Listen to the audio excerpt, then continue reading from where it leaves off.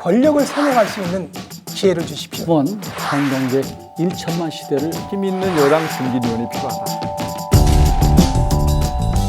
1분 사이에 공약이 이행되지 않은 건데 쪽으로 여쭤보면요.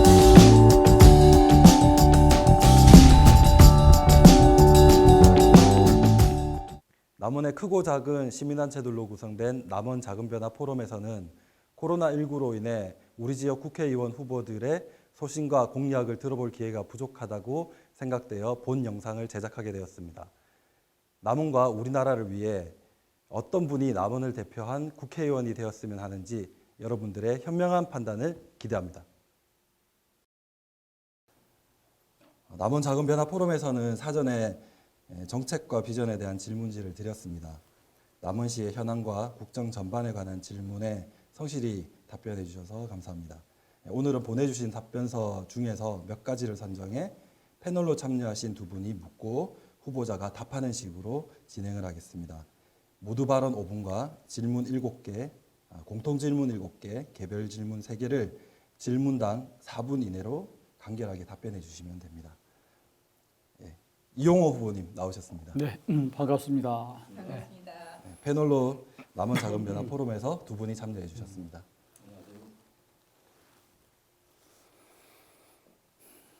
첫 번째 순서로 이용호 후보님의 모두 발언을 듣겠습니다. 5분 이내로 비전과 소신을 위주로 네. 발언해 주시면 감사하겠습니다. 네, 존경하고 사랑하는 남원 시민 여러분, 제대로 된 인물, 일 잘하는 사람 이용호입니다. 저는 지난 4년 동안 정말 쉼 없이 달려왔습니다. 하루, 1시간을 허투루 보내지 않았습니다. 아마 제 인생에서 지난 4년은 가장 치열했던 순간순간이 아니었는가 싶습니다. 제가 2016년 국회의원이 될 때 남원시 예산이 5,250억이었습니다. 그런데 올해 2020년 예산은 8,007억 원입니다. 지난 4년 동안 무려 3천억 가까이가 늘어났습니다. 이 3천억이라고 하는 상징적인 수치 속에 사실은 함축적으로 남원의 4년의 변화가 저는 들어있다고 생각을 합니다. 물론 제가 했다는 뜻은 아니고 남원 시민과 남원시와 저도 좀 힘을 합쳤습니다. 그리고 그 속에는 제 땀과 열정도 들어있다는 말씀을 드립니다. 사실은 우리 지역의 발전을 위해서는 저는 체면 따위는 생각하지 않았습니다. 여야에 상관없이 합심을 했고 또 협조 요청을 했습니다. 때로는 이 국회 맨바닥에서 1인 시위도 했습니다. 여러분들이 그 과정은 잘 보셨으리라 생각을 합니다. 앞으로 저는 남원을 위해서 해야 할 일이 많이 있습니다. 제가 시작한 일만 해도 마무리를 지어야 할 일들이 여럿 있습니다.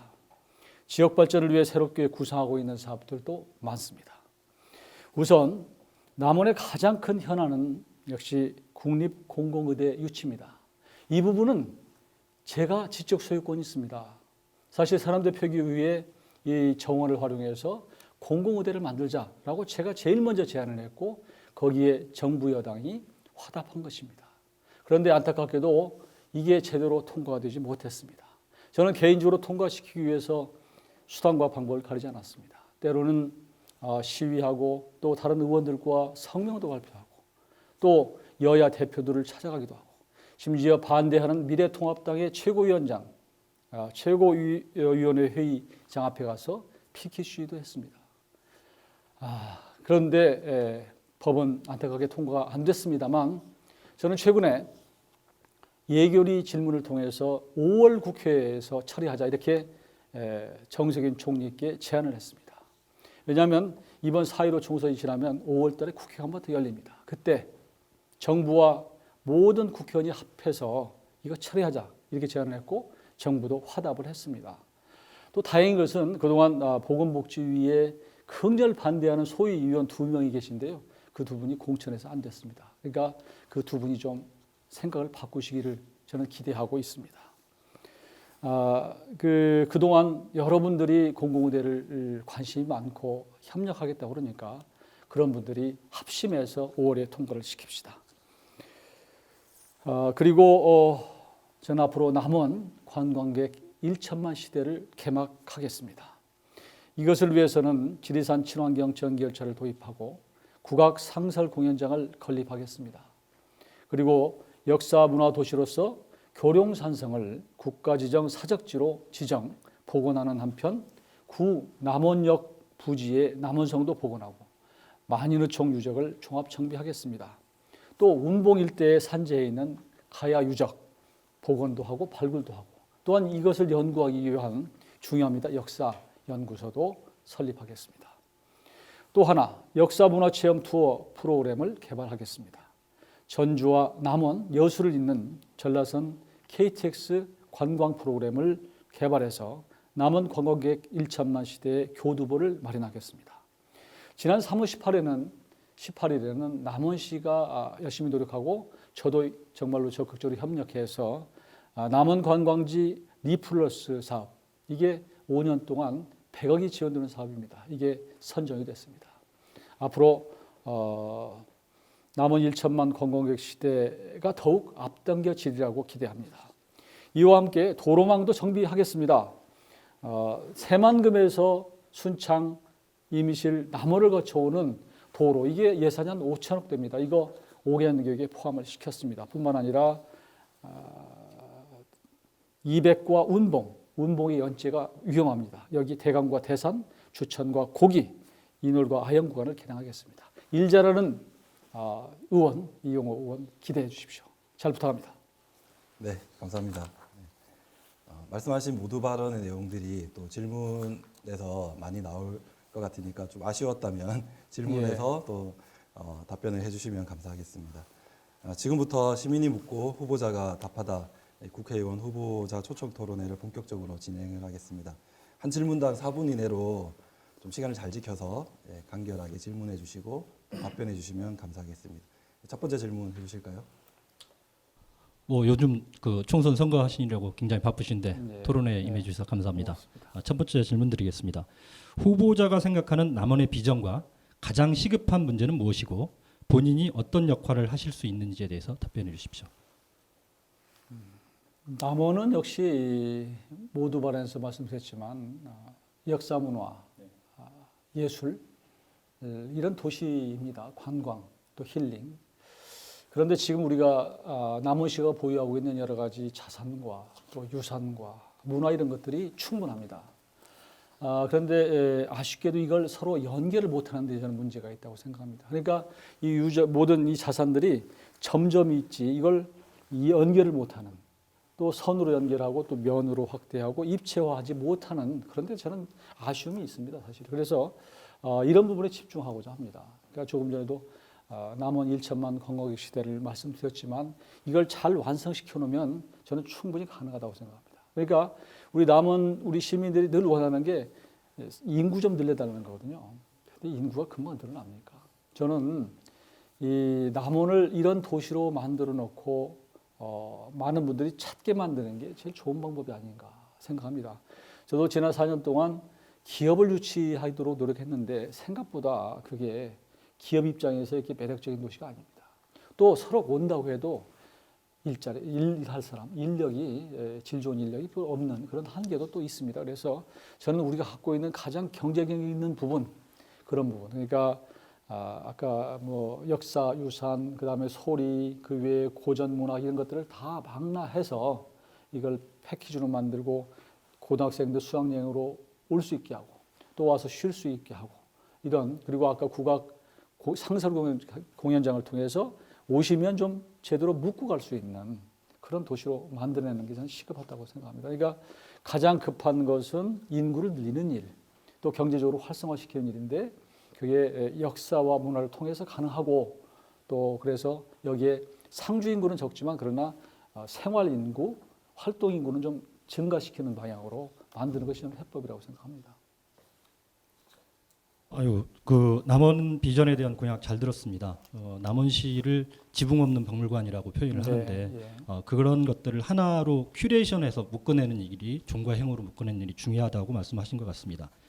하지만 그 남원시가 문화관광 사업을 중시해 왔지만 관광객은 계속 줄어들고 있는 추세에 있습니다. 1천만 관광객 시대를 열기 위해서 여러 가지 사업을 한꺼번에 벌이는 것보다는 핵심적인 킬러 컨텐츠가 필요하다고 생각되는데요. 이런 킬러 예. 컨텐츠에 대한 고민이 있으신지요? 사실은 3년 전인가요? 교룡산성이 굉장히 우리한테는 의미가 있는 곳입니다. 그 천도교도 그렇고 동학도 그렇고 있는 자체로도 또 의미가 있는 그런 성이기 때문에 이것을 국가 사적지로 지정하는 문제를 사실은 남원시장하고도 얘기를 했습니다. 그런데 아직은 그게 자료가 축적이 안 돼 있고 죄송하지만 남원시가 적극적이지 않습니다. 그래서 저는 이번에는 역시 이 부분에 집중하고자 합니다. 그래서 남원 이 교룡산성을 제대로 국가 사적지와 지정을 해야지 국비가 투입되는 것이거든요.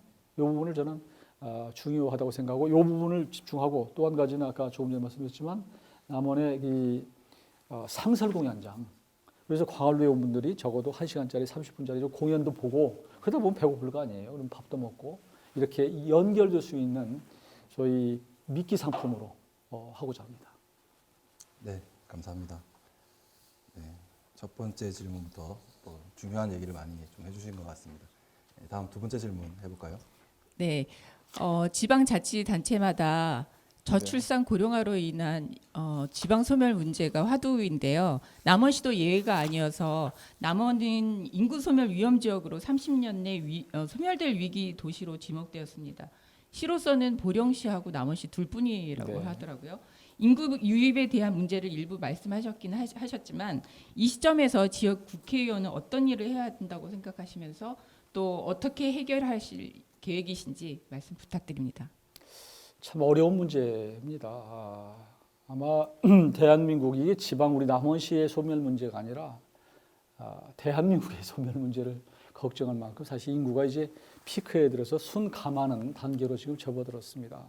그러니까 국가 차원에서는 출산율을 높이는 문제, 물론 출산율을 많이 한다고 해서 대한민국의 미래가 보장되는 것은 아니기 때문에 적절한 정도의 인구가 유지되면서 그러나 너무 적지 않도록 하는 충격을 줄일 수 있는 그런 방법으로 생각해야 되는데요.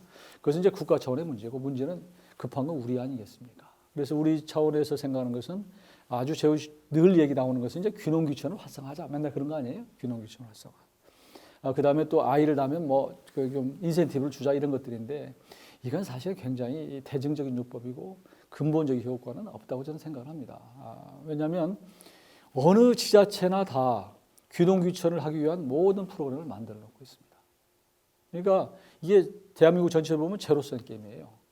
그러니까 이쪽에서 인센티브를 받고 저리 도망가고 또 저쪽에서 갔다 이렇게 하고 이런 사람도 있단 말이에요. 그러니까 저는 근본적으로는 남원이 경쟁력을 갖게 하는 것이 해법이라고 생각하고요. 우리가 아까 갖고 있는 여러 가지 자산을 가지고 지리산 속이 얼마나 좋습니까? 지리산 가까운데 천혜 정말로 이 자연자원을 갖고 있는 이런 데에서 좀 살고 싶어하는 분들이 많이 있습니다. 그런 분들을 잘 이렇게 모실 수 있도록 하는 거 이게 근본적인 방법이고 또 그런 부분에 있어서 우리가 그냥 부르지 않아도 소문이 나서 오는 그런 도시를 만드는 것이 필요하고요. 그리고 관광객들이 많이 와서 상주 인구가 아니지만 활동 인구가 생활 인구가 늘어날 수 있도록 하는 이게 저는 최선은 아니지만 차선책이라고 봅니다. 또 한 가지는 이제 국가 차원에서는 지방 균형을 좀 더 근본적으로 재검토를 해서 우리 지역 농촌 지역 같은데 더 인센티브를 줄 수 있는 예를 들어서 교육의 문제나 여러 가지들 이런 것들에 대한 그런 데 대한 이제 법이나 또 정책을 이 농촌 의원으로서 하는 것들 이런 것들이 제 할 몫이라고 생각합니다. 네, 원래 추가 질문이 있을 예정이었었는데요. 말씀을 잘 해주셔서 말씀하신 대로 활동형 인구라든지 거주형 인구가 모두 다 늘어날 수 있는 남원이 경쟁력이 있는 도시로 만들어 주시길 부탁드립니다. 네, 그렇게 하기 노력하겠습니다. 네. 또 중요한 얘기들 계속 또 이어나가도록 중요한데 너무 네. 심각하게 얘기한 것 같아요. 너무 죄송합니다. 세 번째 질문 드리겠습니다. 이번에 이제 재선에 도전하시지 않습니까? 네, 올 2월 20일 전북일보 기사에 따르면 공약 완료율이 42.4%라고 되어 있습니다. 그래서 이번에 재선에 도전하는 의미는 어떤 것이고 20대에 제일 잘했다고 생각하시는 것과 21대에 당선되시면 꼭 이루고 싶은 것이 있으시면 말씀해 주시기 바랍니다. 그 언론에 그렇게 보도가 된 모양이죠. 42.4% 공약, 그러니까 33개 공약 중에서 완료된 게 14개다 이렇게 평가를 한 것 같은데요. 4년 내에 끝낼 수가 없어서 계속 추진 사업으로 된 예산이 확보되거나 이런 것들이 17개가 있습니다. 그걸 더하면 93.3%다 이렇게 말씀을 드리고요. 사실 4년 지났더니 공약이 뭔가 헷갈려요. 사실은. 그렇지만 하여튼 공약 이외의 것도 저는 꽤 했다고 생각합니다. 물론 남은 것이 아니고 밤새 터널을 뚫었거나 옥정호 수변으로 낸 거 이것들은 그 외에 가외로 제가 했다고 생각을 하고요. 지난 의정 활동에서 저는 개인적으로 보람되게 생각한 것은 여러 가지가 있지만 그 중에 하나를 꼽으라면 국도 5개년 계획에 전라북도가 20개가 선정이 됐는데 제가 남원 임시 순창에 10개를 포함시켰습니다. 이에 아마 우리 시민들은 큰 관심이 없을지도 모르는데요. 이 국도를 새로 정비하려면 5년마다 계획을 세웁니다. 이 계획에 포함되지 않으면 아무리 큰 중진 의원이 와도 예산은 아닙니다. 그게 재정법상 그렇게 돼 있어요. 그래서 이 계획에 포함시키는 게 무엇보다 중요한데 그동안 남원 임시 순창이 제대로 도로 정비가 안 된 것은 죄송하지만 앞선 의원들이 이 부분을 신경 안 써서 그냥 가신 거예요. 그리고 나중에 가서 해보려고 보니까 5개년 계획이 포함이 안 돼 있더라고요. 이게 이제 이런 악순환이 됐는데 그런 차원에서 개인적으로는 이 5개년 계획에 10개를 포함시킨 게 보람입니다. 근데 이게 국도를 세울 때 뭘 기준으로 하냐면 경제성, 그러니까 얼마나 차량이 많은지, 아니면 두 번째는 도로의 위험도, 또 세 번째는 이제 지방의 균형 이런 걸 생각하는데요. 이건 엄청난 일입니다. 그래서 뭐 제가 되리라고 생각하지만 안 되더라도 많이 안 되더라도 다른 사람이 이해할 수 있는 사업이고 저는 이걸 보람되게 생각을 합니다. 앞으로 제가 국회에 다시 재선으로 가면 그렇죠. 우리 남원이 굉장히 관심이 많은 공공의료대 제가 보건복지위에 가려고 합니다. 가서 간사가 돼가지고 아니면 상임위원장 맡아서 처리하겠습니다. 그 전에 물론 5월 달에 처리하는 것을 목표로 하고요. 그 외에 근본적으로는 지금 자영업자들이나 농민들이나 그 외에 공적 시스템에 벗어나 있는 여러 가지 소외 계층들 이런 분들이 그래도 삶을 그나마 자존을 가지고 살 수 있을 정도의 체계를 만드는 일에 최선을 다하겠습니다. 사실 20대 국회에서 처음에 하실 때 5,220억 원의 남원시 예산에서 8,007억이라고 하는 예산을 증가시켜가지고 32.5%나 증가를 하시는데 참 수고를 많이 하셨습니다. 근데 사실 그 공약 완료율이 42.4%인데 실질적으로는 93.3%라고 말씀하셨어요. 예. 근데 그 나머지 6.7% 가운데 남원의 주요 현안인 공공의료대학원 유치, 그다음에 지리산 친환경 전기열차 도입이 포함되지 못했습니다. 예. 그렇다고 한다면 핵심 공약이 이행되지 않은 건데 그렇게 따지면은 점수로 보면 좀 낮은 점수를 줘야 되는 게 아닌가라는 생각이 드는데 이 부분에 대해서 생각은 어떠신지요? 이게 단순히 숫자로 따지면 상당히 높은데 이게 중요도로 따지면 배점이 높은가 보죠 이게. 근데 공공의대에 관해서는 제가 지적 소유권이 있습니다. 정말 그 당시에 제가 비화를 말씀드리면 정석인 의장이 그때 계실 때 이 문제를 이제 산안대 폐교 문제 가지고 굉장히 저하고도 깊이 얘기를 했거든요. 근데 폐교는 이게 수순으로 가는 것 같고 그 당시에 제가 정치적으로 아마 접했다면 그때 제가 삭발 한번 하고 농성 한번 하고 그러면 끝나면 저 사람은 최선을 다했다고 아마 평가받을지 몰라요. 그런데 그건 책임 있는 정치인의 자세는 아니라고 생각했기 때문에 이걸 출구를 만들어야 되겠다. 대안을 만들어야 되겠다고 해서 사실은 공공의대를 생각해낸 겁니다. 그랬더니 정석현 의장이 당시에 저한테 뭐라고 그러냐면 지금 남원 시민들이 다 공공의대를 하자고 저렇게 농성을 하는데 시위를 하는데 당신 그렇게 얘기했다가 잘못하면 이게 정치 생명이 끝나는 거 아니야 이렇게 얘기하더라고요. 그래서 제가 얘기했습니다. 이런 부분은 이어져 오고 제가 마무리 지을 수 있습니다. 친환경 전기열차도 우여곡절을 잘 아실 거예요. 사실 준비가 덜 된 상태에서 제가 20억 가까이 예산 배정했는데 불용처리해서 나갔잖아요. 안 되고. 그러나 다시 용역비 받아갖고 다시 시작하고 있습니다. 조금 더 준비된 것 같아요. 네. 잘하겠습니다. 다음 질문에서 또 그런 내용들이 또 계속 나오니까 그때 더 말씀해 주시면 좋을 것 같고요. 네. 시민이 묻고 후보자가 답하다 국회의원 후보자 초청 토론회를 진행하고 있습니다. 다음 바로 또 공공의료대학 관련된 질문이 그렇습니까? 맞습니다. 네, 다음 부탁드리겠습니다. 네. 공공의료대학원 계속 얘기를 하셨는데요. 공공의료대학원 설립이 이제 여러 가지 이유로 어려웠어요.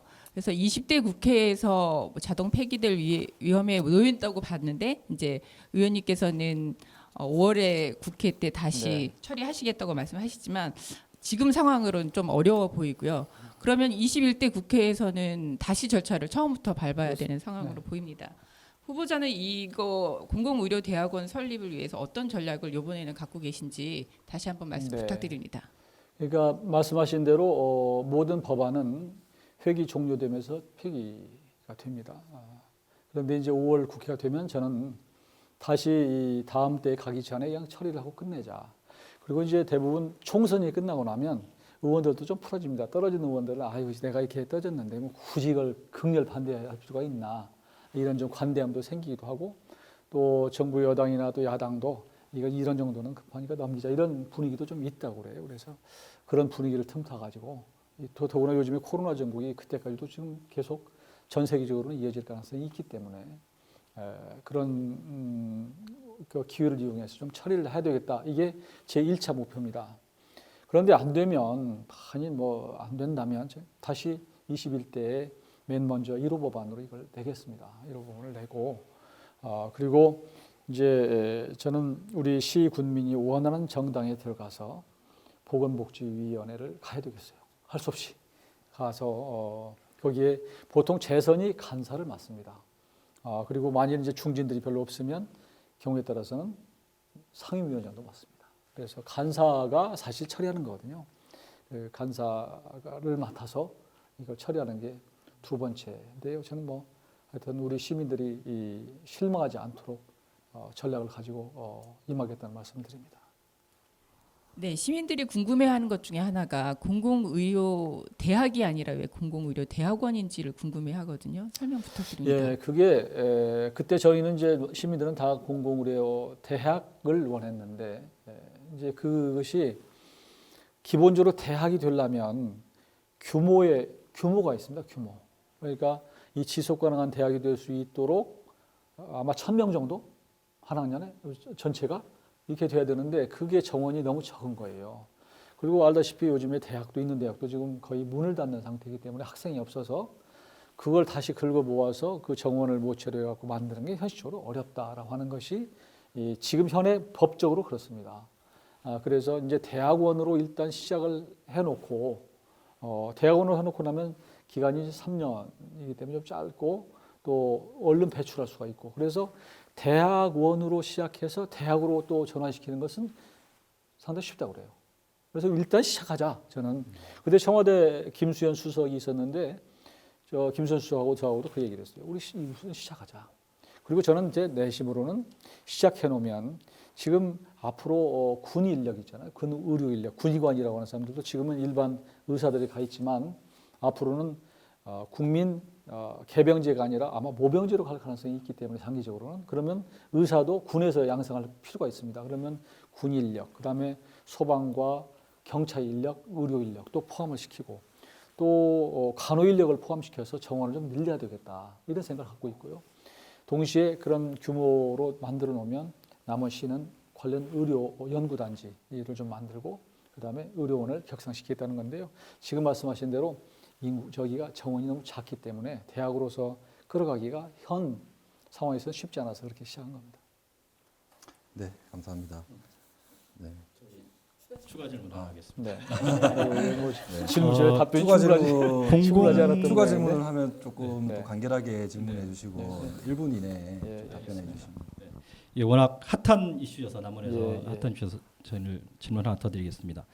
21대 국회가 전국 운영이 어떻게 판이 짜여질지는 뭐 판이 끝나봐야 알겠지만 20대 현역 국회의원이었을 때도 어려웠던 그 공공의료 대학 유치가 21대 국회에서는 그냥 가능한 것처럼 말씀을 해서 제가 들리기도 하고요. 그래서 이제 전국 구도가 어떻게 갈지 모르겠지만 집권 여당과의 긴밀한 협조도 해야 할 것이고 야당을 설득해야도 해야 되는 어려움이 있는데 이런 반대 의견을 넘어설 수 있는 뭐 그 대안이 있으신지. 사실 전 그 20대 때 전반기는 국민의당 정책위의장도 하고 상당히 잘 나갔습니다. 그런데 국민의당이 깨지는 바람에 제가 무소로 와 있었던 것이고요. 저는 이제 이 공공의대에 관련해서는 민주당한테 섭섭합니다. 사실. 이 공공의대를 그 당시에 발표할 때 제가 요청하고 발표할 때 당정청 다 잘 나가는 장관도 나오고 청와대 수석도 나오고 당의 정책의장도 나와서 발표한 거예요. 그래서 저는 될 줄 알았어요, 금방. 근데 해놓고 지방선거 끝나고 나니까 안 하더라고요. 그래서 수없이 얘기했습니다. 여러분들도 여기 우리 시민들 얼마나 올라가서 요구했습니까? 근데 이게 우선순위에 밀렸던 거예요. 그리고 관심 있는 게 늘 얘기하지만 선거법, 공수처법, 무슨 뭐 이런 법들에 올인되다시피 해가지고 여야 간에 맨날 싸우지 않았어요. 그러니까 사실 이거 굉장히 큰 우리 국민의 안전과 관련된 법안이고 민생 법안입니다. 사실 이 부분에 대해서 정부 여당이 정책의 우선순위, 국정의 우선순위의 과제로 채택하는 것은 사실 섭섭하다 이렇게 생각을 하고요. 조금 전에 말씀드렸잖아요. 정세균 의장이 저하고 거의 늘 협력했어요. 누구 설득하자. 미래 한국당에 통합당에 누구 설득하자 이렇게 같이 했는데 안 됐어요. 그걸 어떻게 합니까? 그래서 마지막 단계에서는 법안까지 딜을 하자 그러면 이걸 주고 다른 걸 하나 받고 이렇게까지 했는데 여하튼 마지막까지 하여튼 안 된 것은 뭐 저도 뭐 책임이 있죠. 앞으로는 종료돼 버렸네요. 네. 찬스를 좀 써서 얘기를 해야 되겠네요. 네네. 찬스. 이번에 되면 뭐 되리라고 저는 기대를 하고 늘 출마하는 것이지만요. 되면 저는 아직까지 한 번도 얘기 안 했지만 시국민이 원하는 정당 이렇게 표현했지만 민주당 갈 겁니다. 사실 지도부하고도 그런 교감이 있고요. 그래서 가서 늘 제가 무소속으로 서름받았다고 그러지만 가서 제대로 일하겠습니다. 그래서 교감 필요 없이요. 그리고 정말 가능하면은 저도 야당도 많이 소통이 되기 때문에 충분히 저는 국정의 우선순위를 놓고 이거 처리하겠다. 저는 그런 보관을 갖고 있는데 우리 시민들이 어떻게 생각할지 모르겠어요. 저는 제 생각 그렇습니다. 하여튼 우리 원하는 정당에 가서 간사를 맡아서 우선은 처리하겠다. 그게 제 생각입니다. 네. 아무래도 뭐 지역에 또 중요한 현안이고 관심이 많은 분야다 보니 또 추가 질문도 해주셨고 찬스도 쓰셨습니다.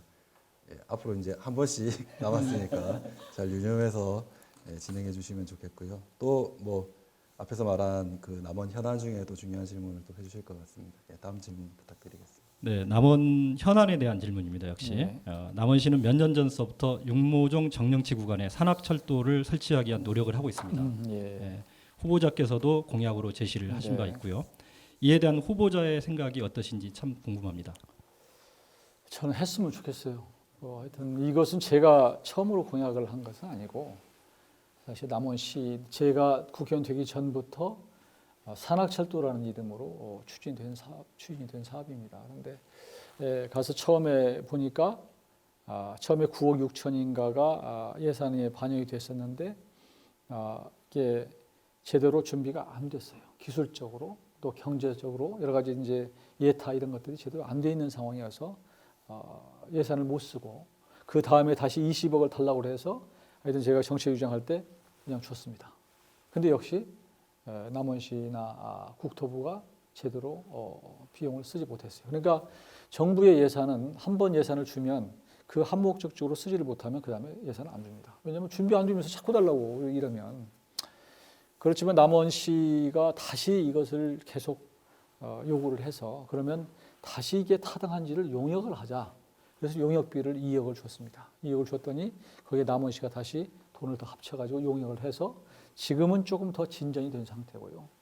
근데 이게 우리 시민들은 지리산 친환경 전기열차 그러면 막 해외처럼 융프라우 뭐 달리는 것처럼 뭐 엄청난 걸 생각하는데 그런 게 사실 아니에요. 제가 보기에는 지금 정령치까지 올라가는 도로 있잖아요. 그게 이제 아름다운 백선의 도로 중에 하나 대한민국에서 꼽혀 있는데 여기에 원래는 겨울에 눈 올 때 막혀 있을 때 이게 열차를 운행하자는 거예요. 그래서 남원시는 원래는 관광용으로 하려고 그러면 이 문화관광부 쪽으로 갔어야 되는데 이게 겨울에 눈 올 때 막혔을 때 가는 걸로 하다 보니까 국토교통부로 갔단 말이에요. 그러니까 국토교통부는 겨울에 이동수단일 뿐인 거예요.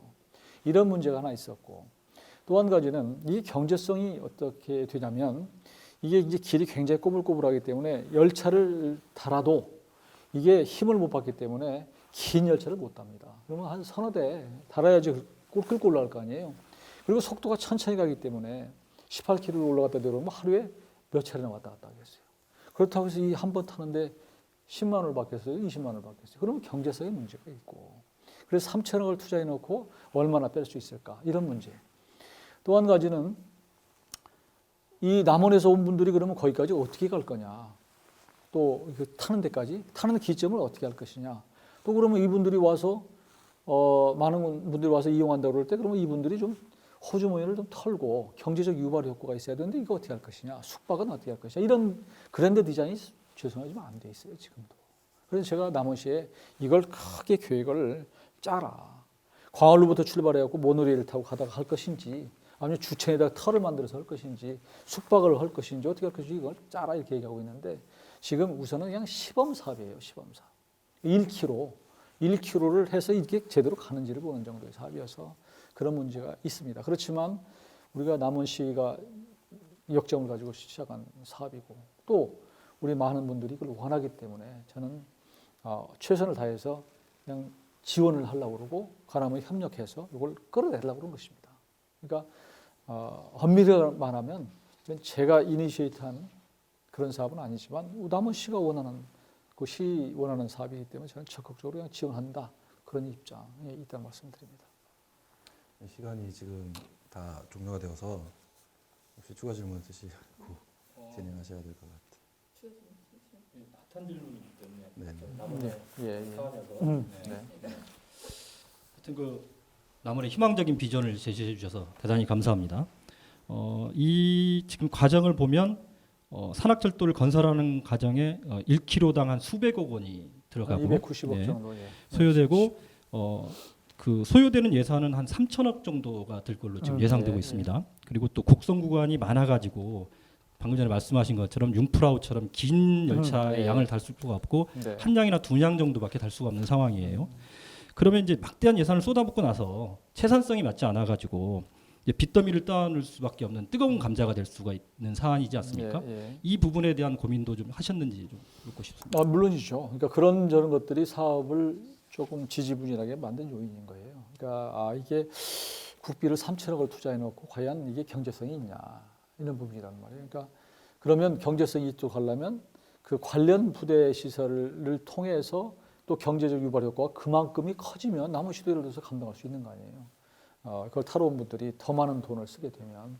근데 기본적으로 그걸 전기열차를 만들어 놓고 그게 또 운영을 하고 관리하고 유지하고 보수하고 하는 인건비에 이런 비용들이 들어가는데 이거 참 그 이용료를 이용해서 그런 정도라도 감당할 수 있을까? 지속 가능할까? 이런 부분도 걱정이 된단 말이에요. 그러니까 그런 부분도 당연히 저는 걱정을 하죠. 그래서 남원시하고도 얘기를 하고 그래서 큰 틀에서 모든 것들을 경제적으로 가능한지 또 이게 남원시가 그러면 앞으로 계속 돈을 투자할 건지 아니면 민자로 해야 될 것인지 아니면 국비로 해야 될 것인지 국비로 한다면 어느 정도를 투자할 것인지 하는 부분을 사실은 좀 가르마를 타야 돼요. 그러니까 지금은 우선은 제가 말씀드리는 것은 그 R&D 사업과 그다음에 한 양을 이렇게 시험 만들어서 운영해 보는 거란 말이에요. 그 정도 가면 시간이 걸릴지 모르지만 경제성은 자꾸 해가면서 만들 수 있다 그런 생각입니다. 그리고 굉장히 길게 보기 때문에. 네, 시민이 묻고 후보자가 답하다 초청 토론회를 계속 이어가도록 하겠습니다. 다음 질문 부탁드리겠습니다. 네, 앞에서 살짝 언급하신 부분인데요. 20대 국회에서 국민의당 그다음에 이제 무소속으로 활동하셨는데요. 사실 남원은 민주당의 의회와 민주당 시장이 활동하고 있습니다. 그래서 손발을 맞추시기가 어려울 거라는 우려가 있었습니다. 이런 우려를 21대 국회에서는 어떻게 해결하실 방안이신지 이 말씀 부탁드립니다. 지금 남원시장과의 협력, 소통 이런 우려가 있었다고 그러는데 우려는 그냥 우려로 끝났습니다. 사실 저희가 남원시와 소통이 안 됐으면 예산을 3천억까지 가져올 수 없었을 것이고 또 비근한 예로 남원이 8만 명이 넘는데 시민들이 수영장이 하나밖에 없어서 제가 수영장 하나 더 만들자. 그래서 제가 그거 올려라고 그래서 그거 사실은 예산 확보해 줬습니다. 곧 착공할 건데 저는 남원시장하고 소통이 안 된 적이 없어요. 제가 처음에 국회의원 당선되고 나서 그 전제 제 앞에 계신 분하고 조금은 여러 가지 그런 우려가 있었기 때문에 제가 그 부분을 터놓고 얘기를 했습니다. 내가 남원시장과의 의전 문제 갖고는 다투지 않겠다. 그래서 남원시장이 먼저 마이크를 잡든 행사장에서 내 자리를 안 놓든 난 개의하지 않겠다라고 얘기했어요. 그리고 남원시와 국회의원이 서로 이 충돌을 하면 공무원들이 국회에 와서 그 국회의원 방에 안 옵니다. 저 다른 데 지역에 가서 연구를 찾아갖고 다니는 거예요. 근데 그 다 힘들고 잘 안 됩니다. 국회의원은 자기 지역에 예산 가져가려고 그러지 먼 데 와서 관심이 없어요. 그러니까 굉장히 어렵죠. 시로 봐서는. 그래서 제가 남원시와 시장과 내 국회의원은 미안하지만 서로 남원 시민들을 위해서 뽑힌 선출직이다. 그런 4년 계약직자이기 때문에 우리 그런 부분을 잊지 말고 협력하자 이렇게 얘기했어요. 의전 내가 안 따지고. 그리고 남원시 공무원들이 언제든지 우리 사무실을 쓸 수 있도록 하자. 그래서 제가 와서 컴퓨터도 쓰고 전화도 하고 차도 마시고 책상도 쓰고 그렇게 하도록 했습니다. 한 번도 그런 얘기 들어본 적 있습니까? 남원시하고 갈등이 있었다고? 없었습니다. 오히려 제가 이거 올리세요. 이거 좀 하면 좋겠습니다. 라고 얘기했습니다. 그리고 하나도 간섭 안 했어요. 그러니까 그런 차원에서 저는 소통이 안 돼서 뭐 했다 이런 얘기는 스스로 하늘에 대고 내가 불통인 사람입니다. 이렇게 고백하는 거예요. 왜 다릅니까? 그러면 내가 예를 들어서 제가 소속된 정당에 예를 들어 시장이 있다가 다음에 떨어지면 소통 안 되겠네. 그럼 국회의원 가야 할 거 아니에요. 지금 있다 그러면 다른 사람이 되면 그 국회의원 가야 할 거 아니에요. 이건 말이 안 됩니다. 저는 이거 염려 없다고 보고요. 또 만에 하나라도 이게 우려가 된다면 제가 간다니까요. 그 당으로. 그래서 저는 걱정 안 합니다. 그리고 그런 정도의 자세가 갖지 않으면 선출직 공무원 안 해야 됩니다. 자기 자신을 내세우고 자기의 주장을 먼저 내세워서 시장과의 소통을 따진다면 그런 분이 어떻게 선출직을 합니까? 저는 이해 못합니다. 그런 우려 안 하셔도 됩니다. 네, 한 가지 더 질문 네. 드리면요. 우려는 우려로 끝났다. 네. 네, 시장과 소통을 잘 하셨다고 하셨는데 그러면 왜 시국민이 원하는 정당으로 다시 들어가려고 하시는지 그리고 직접적으로 여쭤보면요. 민주당에 들어가실 생각이라고 하셨는데 민주당에서 한번 거절하셨는데 이번에는 거절하지 않을까요? 지금 민주당에서 거절하고 후회하고 있습니다. 사실은. 그리고 작년에 1년 전에 그때 비화로 여기서 말씀드리지만 다 논의해서 들어갔습니다. 소위 이 친문의 핵심이라고 하는 삼철 중에 하나 전해철 의원이 저한테 형님 같이 합시다. 그래서 시작한 거예요.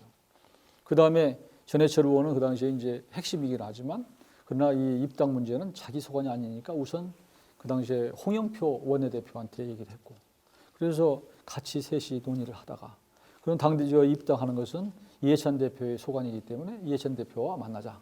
그래서 이해찬 대표가 저를 만났습니다. 그런데 그 당시에 많은 분들이 제 입당을 반대를 했어요. 가장 반대하는 것이 평화민주당. 그러니까 거기는 만일 내가 입당을 하면 그 당에서 탈당해갖고 민주당을 갈까 봐서 결사 반대했고 또 이 지역에도 반대를 했고 이랬는데 그런 모든 것을 감안해서 약속을 하고 간 거예요. 그렇지만 지금 몇 달 전에 저하고 그 당시에 같이 입당을 냈었던 손금주는 이미 들어갔잖아요. 이미 입당했잖아요. 근데 제가 그때도 그런 뜻이 간접적으로 들어왔는데 제가 미안하지만 저는 전략공천한 주면 안 갑니다. 저는 우리 시민들한테 묻고 되면 당당하게 가겠습니다. 이렇게 얘기됐어요, 사실은. 네. 그런 상태라고 저는 생각합니다. 네. 답변 감사드리고요. 이제 질문이 4개 정도 남은 것 같습니다. 그렇게 많이 남았어요. 네, 아직 질문이 많네요. 3개 남았나요? 네, 4개 남았습니다. 네.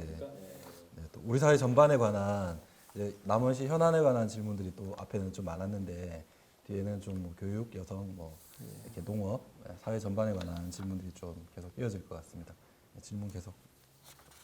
교육 관련 질문입니다. 교육 분야를 크게 3개 분야로 나누어서 질문을 드리겠습니다. 각 질문마다 1분씩 짧지만 밀도 있게 답변해 주시면 감사하겠습니다. 현 정부의 정시 정책이 출신 학생들의 대학 진학에는 부정적인 결과를 초래할 수 있다는 우려가 있습니다. 이 문제와 관련해서 견해를 밝혀주시면 감사하겠습니다. 예, 농어촌 학생들을 배려하는 그런 어떤 대책, 대안이 없이 그냥 정시를 확대하는 것은 기본적으로 반대합니다. 왜냐하면 역차별을 당할 수 있기 때문에요.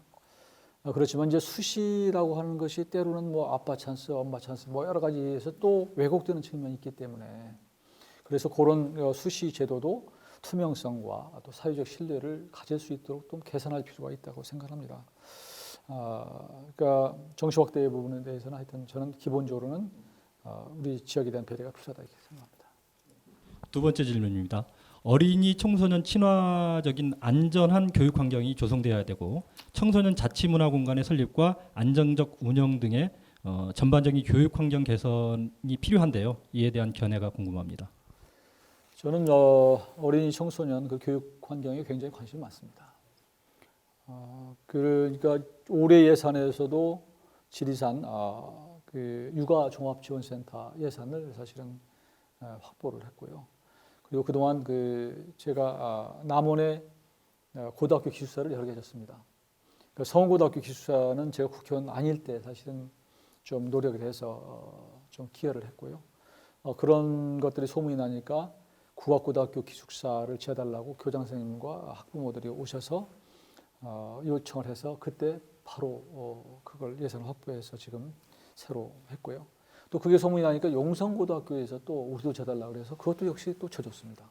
여기 또 소문이 나니까 제1고등학교 찾아와서 져달라고 그러길래 재선이 되면 해주마라고 지금 하고 있습니다. 저는 그래서 저 개인적으로 야 이거 기숙사 국회의원이다 저는 그렇게 생각합니다.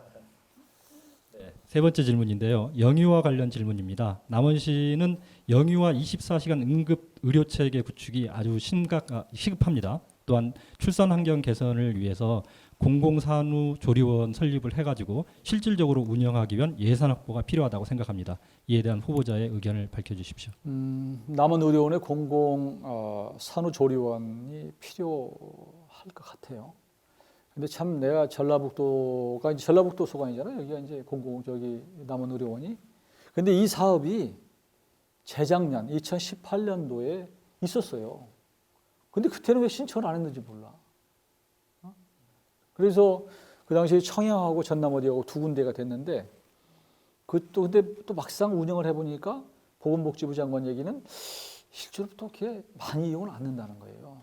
그래서 지난번에 제가 대정부 질문 때 이걸 좀 남원 그 공공산후조리원을 만들어야 되겠다고 얘기했더니 그러면 여기에 남원시에 산후조리원이 없으면 해주겠습니다 이러더라고요. 근데 산후조리원이 없더라고요.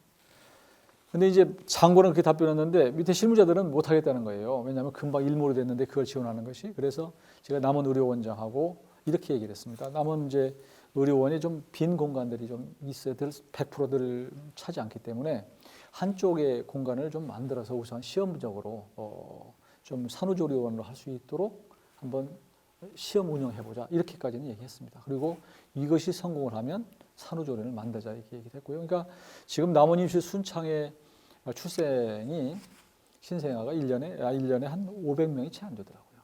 그러니까 일부는 또 빠져나가고 그래서 그렇지만 나도 우리한테는 필요한 일이기 때문에 우선 시험적으로 운영을 해보고 그 다음에 예산 확보하도록 그렇게 하겠습니다. 시민이 묻고 후보자가 답하다. 국회의원 후보자 초청 토론회를 계속 진행하도록 하겠습니다. 다음 질문 부탁드리겠습니다. 네, 이번에는 여성 관련 질문입니다. 우리 사회를 한때 들었다 놨다 했던 미투 운동이 있은 후에도 불법 촬영물 생산 유포, 1인 가구 여성 대상 성범죄 등 여성 대상 범죄가 끊임없이 계속되고 있는데요. 여성이 겪는 문제들은 항상 더 중요한 사항들에 밀려가지고 낡은 정책과 제도를 유지하고 있는 것처럼 보입니다. 여성의 안전과 건강의 보장을 위한 관련법이나 실질적인 성평등 정책을 갖고 계시면 말씀 부탁드립니다. 이게 우리 사회의 좀 근본적인 문제인데요. 저는 지난 20대 국회 과정에서 관련법을 사실은 좀 냈습니다. 그러니까 그 몰래 카메라를 촬영했을 경우에 가중 처벌을 하자 이런 법안을 낸 바도 있고 또 성폭력 관련 등록 대상자가 출국할 경우에 경찰서장이 신고를 하도록 하자 이런 법을 냈는데요. 관심이 많이 있습니다. 그런데 이게 성폭력 범죄가 우리 그 디지털 뭐 여러 가지 또 뭐 이렇게 발전과 함께 굉장히 교모해지고 또 진화되는 측면이 있어서 좀 근본적인 우리 사회 의식 자체가 좀 바뀌어야 되는 것이 아닌가라는 생각이 들고요. 법률적으로 할 수 있는 것은 기본적으로는 이런 범죄에 대해서 사전에 좀 못하도록 하고 가중처벌하는 이외에는 사실은 법적으로는 하기가 굉장히 어렵다. 그냥 사회적인 문제로 접근할 수밖에 없다. 저는 그렇게 생각을 합니다. 네, 저희는 여기에 대해서 뭐 질문이 아니라 그냥 네. 부탁드리고 싶은 말이 있는데 요즘에 N번방 사건 보셨듯이 여성 성범죄에 대한 사건은 가해자의 입장이 아닌 피해자의 입장에서 좀 생각하시고 납득이 갈 만한 처벌이 있어야 된다고 생각합니다. 그래서 21대 국회에 입성하시면 확실한 처벌을 위한 입법을 좀 예. 부탁드립니다. 그렇게 하겠습니다. 네. 계속해서 다음 질문 이어가겠습니다. 모두 발언에서 남원관광 리플러스 사업을 언급하셨어요. 네. 그 스토리 도시 남원을 만들겠다는 공약을 하셨는데 스토리 도시 남원 만들기에 대한 구체적인 내용이 있으시면 좀 말씀해 주시면 감사하겠습니다. 구체적으로 제가 아까 구체적이라고 나름 생각해서 말씀드렸는데 예를 들면 제가 이게 사실 공약을 제가 너무 이게 무로하게 하니까 우리 오히려 유권자들이 잘 캐치를 못하는 것 같아요. 국악 상설 공연장 저는 이거 굉장히 중요하다고 생각합니다. 왜냐하면 남원의 국가기관이 이 민속국가원이거든요. 근데 민속국가원이 양림단지 안쪽에 추장문화예술관 뒤쪽에 있어가지고 남원 시민들도 잘 몰라요. 저게 뭔지. 근데 거기에 굉장히 수준이 높고 프로그램도 굉장히 좋습니다. 근데 이제 남원에 찾아오신 분들이 우리 그 민속국가원과 접목하고 또 우리 시립국가원과 접목을 해서 좀 실제로 체험할 수 있는 공연을 좀 보고 갈 수 있는 공간이 필요하다. 그래서 상설공연장을 좀 광활루 근처나 광활루에서 저쪽에 공설시장 이 사이에 어디쯤에서 좀 만들어야 되겠다라는 생각을 합니다. 그러면 광활루 보는데 30분밖에 안 걸리잖아요. 보고 가서 공연 30분짜리든 1시간짜리든 보면 식사할 거 아닙니까? 식사하고 그 근처를 그 문화 공연 거리로 만들어 놓으면 차도 마시고 또 필요하면 저녁에는 막걸리도 마시고 또 그러다 보면 시간 되면 이제 하룻밤 묵고 다른 예를 들어서 교룡산성도 가고 또 그다음에 이제 다른 여러 가지 우리 유적도 좀 보고 할 수 있기 때문에 저는 그런 상설공연장이 굉장히 중요하다고 생각을 하고 또 한 가지 아까 가야문화 이것이 지금 우리가 선점을 다른 쪽에 박물관을 뺏겼는데 역사연구소는 하나 필요할 것 같아요. 고대 그쪽으로. 그래서 그게 숫자가 작을지라도 좀 우리 지역에 하나 만들어서 그런 관련 연구를 좀 해가고 그래야 역사라는 게 사실은 있는 것도 중요하지만 그걸 잘 또 발굴하고 보존하고 또 의미를 부여하는 것이 중요하거든요. 그러니까 역사연구소를 좀 만들어야 되겠다 그런 생각입니다. 이제 천혜의 자연을 안고 있고 또 역사와 그 문화를 가지고 있는 남원에서 여러 가지 이제 프로그램을 하시면서 남원 공약 1호로 1천만 관광객 시대를 열겠다 이렇게 말씀하셨어요. 이제 그래서 그 관광 인프라를 구축하는 좋은 말씀은 굉장히 감사하고 이런데 리플러스 사업이 사실 그 도비 30억, 그다음에 시비 100억, 국비 100억 이렇게 해서 총 230억 가량의 예산이 예. 소요되는 걸로 예. 듣고 있습니다. 이런 사업들이 사실 어떻게 보면 컨설팅 업체에서 이렇게 받거나 시에서 전체적인 프로그램을 짜서 운영이 되고 있는데 부탁의 말씀을 드린다고 한다면 시민들의 의견을 좀 청취하시고 시민들의 뜻과 의지를 좀 모아가지고 함께 좀 만들었으면 하는 게 부탁의 말씀입니다. 예, 좋은 말씀이시고요. 저는 지금 지방자치가 모든 것의 선인 것처럼 얘기하는데 지방자치의 피해도 저는 있다고 생각합니다. 그리고 지방자치가 좋은데 지방자치의 취지대로 운영이 안 되는 측면이 있습니다. 그러니까 지방자치가 제대로 운영되려면 기본적으로 지방자치라고 하는 개념대로 행정 집행해야 되고 또 의회가 견제를 해야 되고 그것도 안 되면은 시민단체가 견제를 해야 되고 아니면 그것도 안 되면 언론이라도 견제해야 되는데 다 같은 당의 같은 저기 의회죠. 사실상 시민단체 어디 있습니까? 거의 다 관변단체지. 언론이 어디 있습니까? 다 관에서 나오는 거 다. 이러니까 사실은 우리 시민이 주인이 안 되고 행정자치가 되는 거예요. 그러니까 공무원자치가 되는 거지 우리 주민자치가 아니다. 저는 너무 아쉽게 생각하고 그래서 앞으로 되면 그거 요구할게 얘기하겠습니다. 네. 감사합니다. 아마 뭐 그런 문제들에 대해서 좀 시민들도 많이 생각해서 저희 남원 작은 변화 포럼 네. 같은 시민단체들도 만들어지고 조금 더 이렇게 관에서 활동하는 것들을 조금 더 잘 만들어 나가기 위해 노력을 저희들도 좀 해나가야 될 것 같습니다. 마지막 질문이네요. 네, 부탁드리겠습니다. 네, 농업 관련 질문입니다. 남원시 GDP 중 농업과 관련된 비중이 절대적이고요. 예산 분포를 보더라도 농업 관련 예산이 굉장히 많은 부분을 차지하고 있습니다. 그럼에도 농업, 농민, 농촌 이러면 항상 어렵다고 생각이 되는데요. 농업을 살리고 농민의 지위 향상을 위한 공약을 설명해 주시고 지자체별로 운영되고 있는 농민 수당 문제를 국가 차원에서 추진하실 의향이 있으신지 말씀 부탁드립니다. 마지막으로 말씀 주신 그 농민 수당을 국가 차원에서 법제화하는 문제는 제가 공약을 했습니다. 그러니까 지금 지자체별로 선심 쓰듯이 뭐 50만 원, 60만 원 하지 말고 국가 차원에서 그냥 통일해서 지자체 장애 선심에 맡기지 말고 하자 이런 생각을 갖고 있고요. 농민들은 언제나 힘들죠. 힘들고 또 늘 고된 노동을 하고 또 이 무슨 날씨에 따라서 또 변화가 많고 해서 기본적으로 노동한 만큼 대가를 받는 그런 직업 중에 하나로 사실은 농민도 대접을 받아야 된다고 생각하고요. 그런 차원에서 제 공약은 아까 농민수당의 법제화 또 그리고 이제 그 신자유주의 때문에 많이 농민들이 이제 많이 손해를 보고 FTA 때문에 하는데 그래서 농업 수입 보장 보험의 대상 품목이 있습니다. 그 품목을 좀 확대를 해야 되겠다. 그러니까 예를 들면 아로니아 이런 건 아니란 말이에요. 그러니까 그런 걸 좀 확대를 해서 좀 피해를 줄이고 또 국가 예산을 더 투입해서 또 농산물 수확이 줄거나 가격이 떨어지더라도 일정 수준의 농가 수입이 유지될 수 있도록 노력을 하겠습니다. 그리고 이제 태풍이나 작년에도 태풍이 많이 불어서 우리 마표가 쓰러졌는데 그때 보니까 농업 손해보험사에서 보존해주는 그 비율이 보상 수준이 낮아요. 그래서 그게 문제가 있거든요. 그래서 그걸 좀 현실화시켜야 되겠다. 좀 수준을 높일 수 있도록 하는 것을 좀 노력하겠습니다. 근데 막상 해보니까 그 보험사가 그래요. 아니 보험이라고 하는 것은 별을 쓰러졌을 때 예를 들면 손해봤을 때 100%를 해줘야지 왜 30% 40% 얘기가 나오느냐. 그랬더니 기본적으로는 이 보험사가 열악한 거예요. 그리고 이 농업보험에 대해서는 소위 보험이라고 그래서 보험사도 잘못하면 무너질지 모르니까 또 보험사가 또 보험을 들어놓고 또 보험사가 또 보험을 들어놓는 이런 구조가 되어 있는데 농업보험은 할 수 없이 울며 겨자 먹기로 농업에서 하지만 이 농업보험에 대해서는 다른 회사가 안 들어주는 거예요. 그러다 보니까 이게 떨어지는 건데 그러려면 이제 정부 예산이라도 조금이라도 좀 보조를 해줘서 좀 이렇게 보상이 현실화될 수 있도록 하는 것을 좀 연구해 보겠습니다.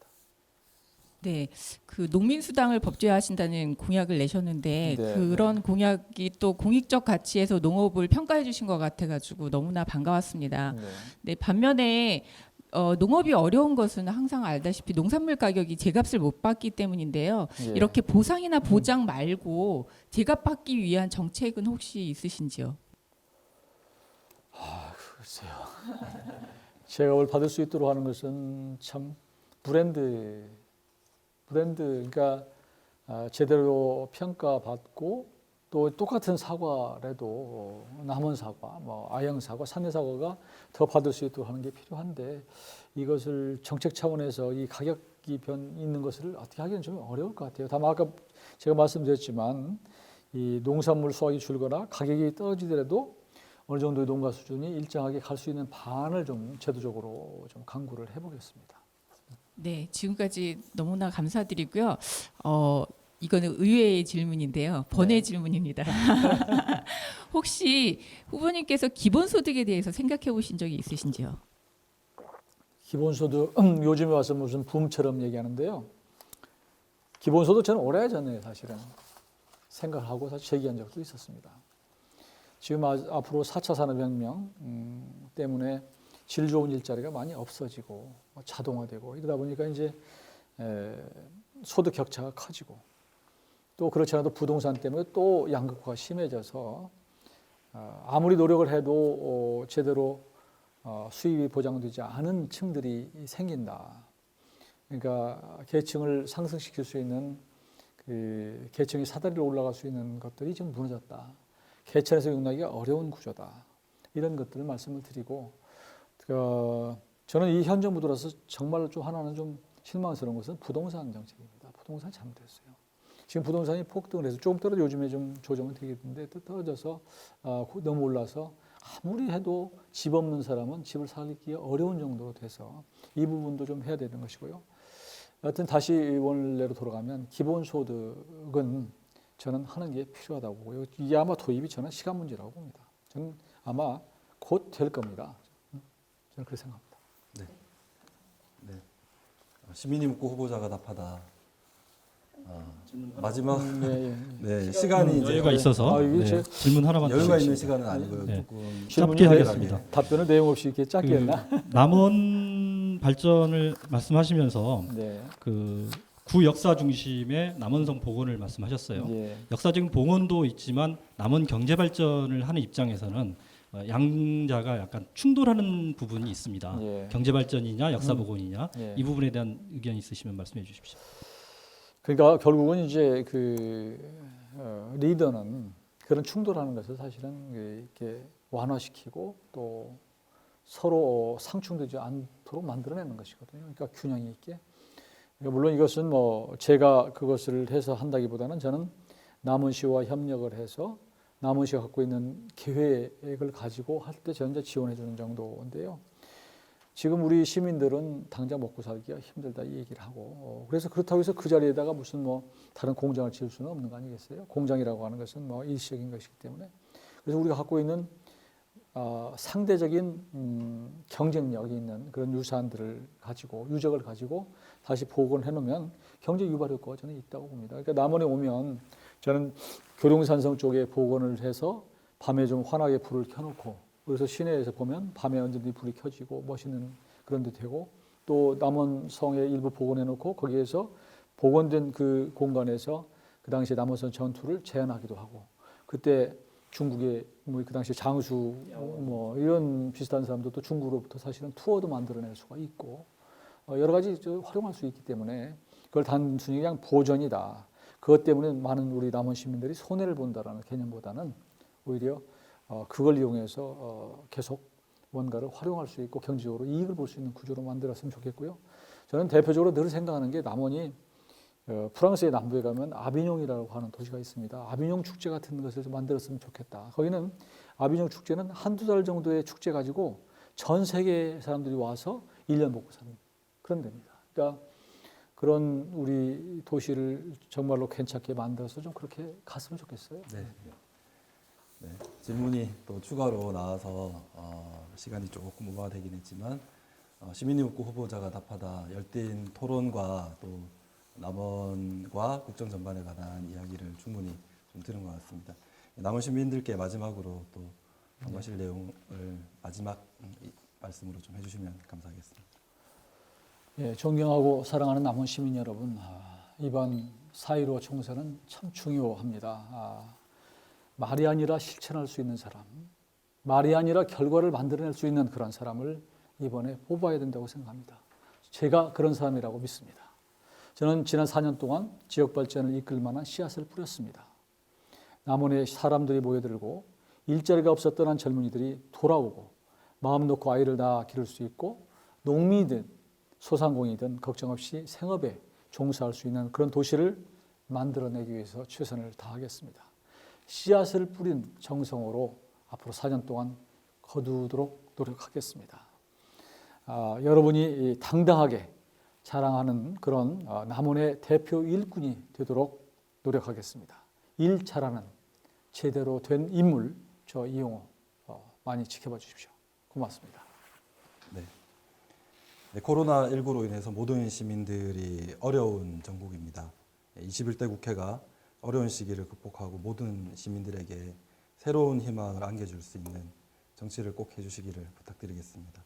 예, 오늘 참여해 주셔서 감사합니다. 네, 고맙습니다. 네. 감사합니다. 네.